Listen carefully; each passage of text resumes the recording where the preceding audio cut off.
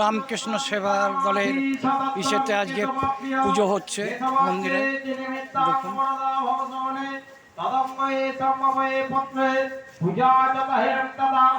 ওই উপলক্ষে আজ এখানে খিচুড়ি তৈরি হচ্ছে।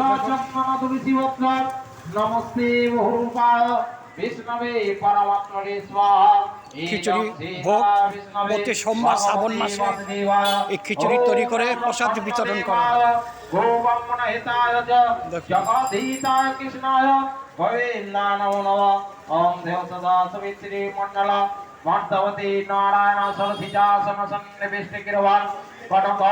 প্রতি সোমবার শ্রাবণ মাসে প্রসাদ বিতরণ করা হয়।